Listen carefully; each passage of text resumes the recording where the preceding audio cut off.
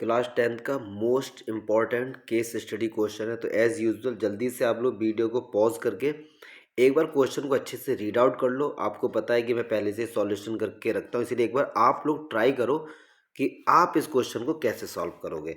तो ये आप लोग कर लीजिए, क्योंकि वीडियो तो देख के आप मेरे लॉजिक का यूज़ कर रहे हो, जबकि आप पहले अपना लॉजिक लगाइए, फिर अगर नहीं होता है देन उसके बाद आप ये सॉल्यूशन देखिए। चलिए जल्दी से क्वेश्चन को रीड आउट करते, कहते हैं a rectangular floor area can be completed tile with 200 square tile. मतलब स्क्वायर टाइल से कितनी 200 है। ये जैसे इस तरीके से डायग्राम में आपको दिखाया गया। इसका नाम है केस स्टडी, मतलब किसी केस की हम लोग स्टडी करते हैं। कह रहे हैं एक हमारा फ्लोर है, इस तरीके से ये फ्लोर है, इसमें स्क्वायर टाइल लगी, मतलब लेंथ और ब्रेथ इक्वल है इनकी। इस तरीके से स्क्वायर टाइल कितनी लगी, 200 लगी हुई है। कितनी लगी हुई जी, 200 लगी हुई है। कह रहे अगर उनके टाइल का जो साइज़ है अगर वो 1 यूनिट बढ़ा दिया जाए, मतलब अगर वो मैं आपसे कह रहा हूँ, मान लो वो 10-10 सेंटीमीटर की लगी हैं, तो अब उसका साइज़ कर दो 11 सेंटीमीटर। यूनिट का मीनिंग है यहाँ पे या तो सेंटीमीटर है या मीटर, जैसा भी आप लोग यूज़ करें टाइल को। तो उसी फ्लोर पर 128 टाइल लगती है। सही बात है, जब उनकी लेंथ और ब्रेथ बढ़ जाएगी तो टाइल्स कम लगेंगी। तो इस तरीके का ये केस स्टडी में आपको बताया गया यहाँ तक। फिर उसके आगे जल्दी से एक बार क्वेश्चन रीड आउट कर लेते हैं। कह रहे लेट कर लो कि उसकी जो साइड एक्स है, ठीक है, स्टार्टिंग में साइड कितनी एक्स थी, इसमें एक्स प्लस वन हो जाएगी, कोई बात नहीं।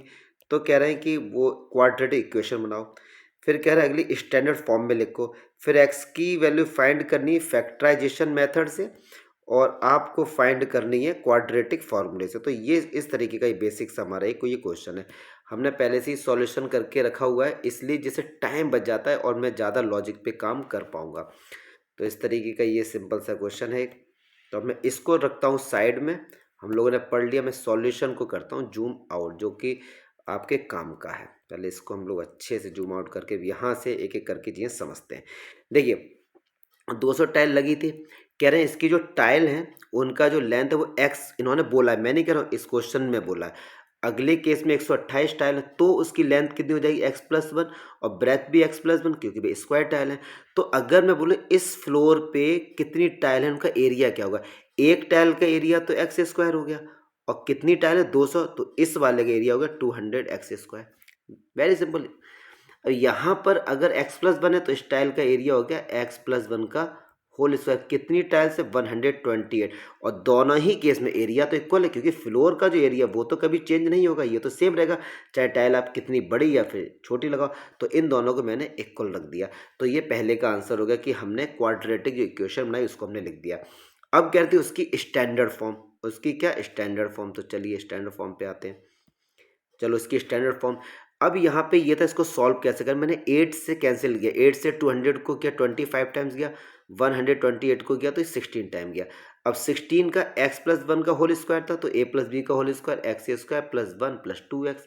यहाँ पे 16 से अंदर मल्टीप्लाई, तो 16 एक्स स्क्वायर, 16 वन जा 16 और 16 टू जा 32 है। अब ये 25 एक्स स्क्वायर है, ये 16 एक्स स्क्वायर इधर आएगा तो माइनस हो जाएगा। तो 25 एक्स स्क्वायर से 16 एक्स स्क्वायर को अगर आप माइनस करेंगे तो वो हमारा कितना आएगा, 9 एक्स स्क्वायर। वो यहाँ पे लिख दिया। ये माइनस का है, सॉरी प्लस का है, 32 है, इधर जाएगा तो माइनस का हो जाएगा, 60 इधर जाएगा तो माइनस का। ये हमने स्टैंडर्ड फॉर्म में क्वाड्रेटिक इक्वेशन को लिख लिया। अब कह रहे हैं कि इसमें एक्स की वैल्यू फाइंड करें यूजिंग फैक्टराइजेशन मेथड। तो चलिए फैक्टराइजेशन मेथड से देखते हैं। अब यहाँ पे इसके फैक्टर का रूल क्या है, या देखो क्लास 8th का क्वेश्चन बन गया, चलो फिर भी। नियम कहता है जो एक्स स्क्वायर का कोफिशियंट है 9 और कांस्टेंट है 16, इनका मल्टीप्लाई करो तो 16 इंटू 9 के फैक्टर होगा 10। अब यहाँ से कुछ ऐसी जुगाड़बाजी करनी कि 32 आ जाए। तो 3 3 जा 9, 9 2 जा 18, 18 2 जा 36, और 36 से 2 2 जा 4, 4 को माइनस कर दिया तो आंसर कितना आएगा 32। अब वही हमको लेके आना था, लेकिन माइनस का लाना था, तो माइनस का 36 और प्लस का 4 कर दिया। तो माइनस का 36 है, प्लस का 4, इन दोनों में से 9x कॉमन आ रहा तो ये एक्स माइनस 4, इन दोनों में से 4 कॉमन आ रहा तो एक्स माइनस 4, ये एक्स माइनस 4 ये भी, एक्स माइनस 4 ये भी है, तो एक्स माइनस 4 बाहर आ गया, 9x प्लस 4 बचा। एक्स माइनस 4 को रखा 0 के इक्वल तो एक्स बराबर 4, और इसको रखा 0 के इक्वल तो एक्स की वैल्यू माइनस का 4/9। तो एक्स का आंसर कितना आ गया जी, 4 आ गया। मतलब जो टाइल्स थी उनका जो साइड है वो 4 हो गए। अच्छा जी, अब कह रहे हैं कि इसी एक्स की वैल्यू फाइंड करो यूजिंग क्वाड्रेटिक फार्मूला। तो वो होता है माइनस का बी प्लस माइनस रूट में b square minus 4ac upon 2a। और हमारे पास जो ये, इसको मैं हटाता हूँ, जो इक्वेशन है वो हमारे पास क्या ये रही। तो माइनस बी की वैल्यू होगी माइनस का 32, तो माइनस माइनस प्लस का 32, प्लस माइनस बी स्क्वायर है 32 माइनस 4। आपको बता दूं ए बी सी क्या होता है नॉलेज के लिए, ए जो होता है वो एक्स स्क्वायर का कोफिशिएंट होता है मतलब 9, बी होता है जो एक्स का कोफिशिएंट होता है मतलब माइनस का 32, और सी होता है कांस्टेंट मतलब माइनस का 16।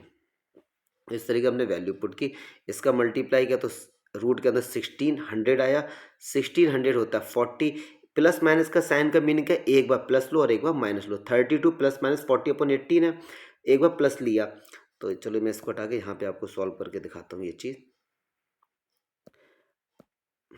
32 एक बार प्लस लेंगे यहाँ पे, तो प्लस 40 अपॉन 18, और एक बार इसी जगह यहाँ पे हमने माइनस साइन लेके इनको दिखाएंगे।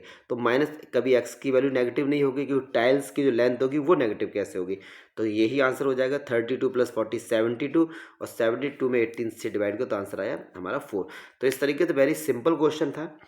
और आप लोग केस स्टडी क्वेश्चन में एक चीज़ देखेंगे, अगर आपको चैप्टर का बेसिक पता है तो आपसे केस स्टडी क्वेश्चन हो जाएंगे। अगर आप ये सोचेंगे कि सर ये जो केस स्टडी क्वेश्चन है ये कहीं अलग से आते, कहीं अलग से नहीं आते, कंसेप्ट सारा यही है।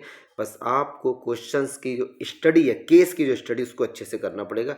बाकी बेसिक तो आपको आना चाहिए। ऐसे ही केस स्टडी के क्वेश्चन आपको मिलते रहते हैं। फिर भी अगर कोई एडवाइस है या आपके कोई बहुत बड़े डाउट्स है तो आप शेयर करिए, कमेंट करिए, उसका सॉल्यूशन आपको जल्दी से मैं बना के इसी वीडियो पे अपलोड कर दूंगा। Thanks for watching. जय हिंद।